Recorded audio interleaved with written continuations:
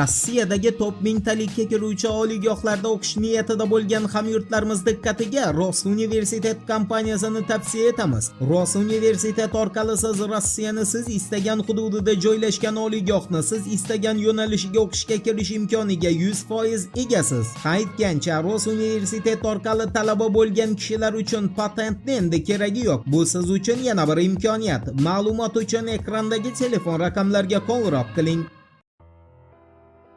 Assalomu alaykum qadrdon muxlis. Siz bilan siz bilgan va kutgan kanal Turfa. Moskva meri Sergey Sobyanin o'zini Max platformasidagi sahifasi orqali ma'lum qilishicha, Ukraina qurolli kuchlari so'nggi bir sutka davomida Moskvaga 300 ga yaqin dron yordamida hujum qilishga urinib ko'rdi. Sobyaninning yozishicha, Ukraina dronlarining katta qismi uzoq masofadagi yondashuv hududlarida havo hujumidan mudofaa kuchlari tomonidan zararsizlantirildi. RIA agentligining Rossiya mudofaa vazirligi hisobotiga tayanib bergan axborotiga ko'ra esa 12-iyul kuni Moskva vaqti bilan soat 08:00 dan 20:00 gacha navbatchilikdagi havo hujumidan mudofaa tizimlari tomonidan Belgorod, Bryansk, Kaluga, Kursk, Oryol va Tula viloyatlari, Krasnodar o'lkasi, Moskva mintaqasi, Krim respublikasi hududlari, shuningdek Azov va Qora dengiz akvatoriyalarida samolyot tipidagi 220 ta Ukraina droni urib tushirilgan. Bilmaganlar uchun eslatma, Reuters agentligining axborotiga ko'ra, Germaniya Ukraina uchun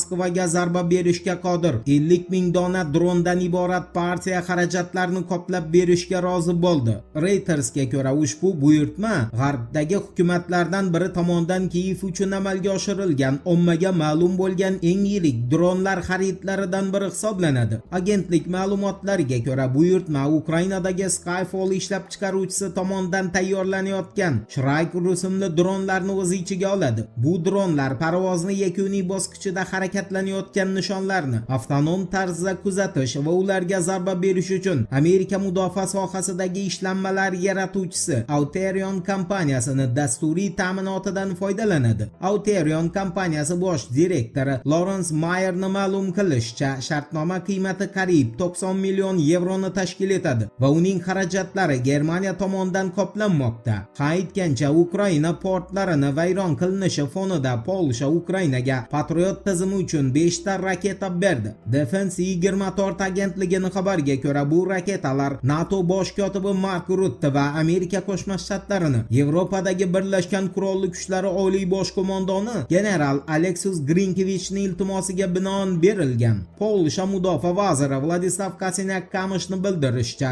Ukrainaga topshirilgan raketalar soni Varshava imkoniyatlarining eng yuqori chegarasi hisoblanadi va bu Polshani o'z havo hujumidan mudofaa imkoniyatlariga ta'sir qilmaydi.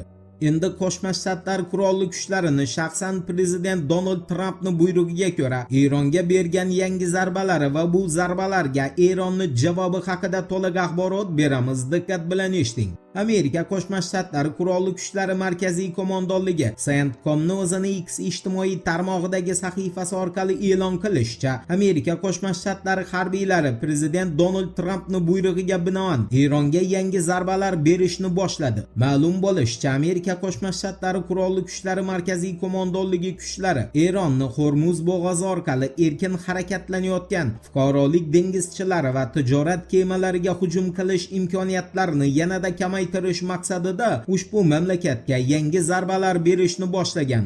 Eron ommaviy axborot vositalari, xususan Tasnim agentligining ma'lumotiga ko'ra, mamlakat janubidagi Sirik, Bandar Abbos va Jask shaharlarida, janubi g'arbdagi Ahvoz va Mahshar shaharlarida, g'arbdagi Xondab shahrida, shuningdek Keshim oroli hamda bu shahar Seiston va Belujiston viloyatlarida portlashlar sodir bo'lgan. Press TV telekanalining xabar berishiga ko'ra esa, Xuzistondagi zarbalar oqibatida bir kishi halok bo'lgan, yana bir nechta kishi yaralangan. Press TVga ko'ra, 12-iyul kuni Eron Islom Respublikasi Amerika Qo'shma Shtatlari mintaqa ishlariga aralashishni to'xtatmaguncha Hormuz bo'g'ozi yopib qolishini e'lon qildi. Shundan so'ng Islom inqilobi qo'riqchilar korpusi kuchlari dengiz yo'lagi orqali o'tish qoidalarini buzgan ikkita savdo kemasini o'qqa tutdi. Keyin esa Amerika Qo'shma Shtatlari qurolli kuchlari Eron Islom Respublikasi hududidagi obyektlarga hujum qila boshladi.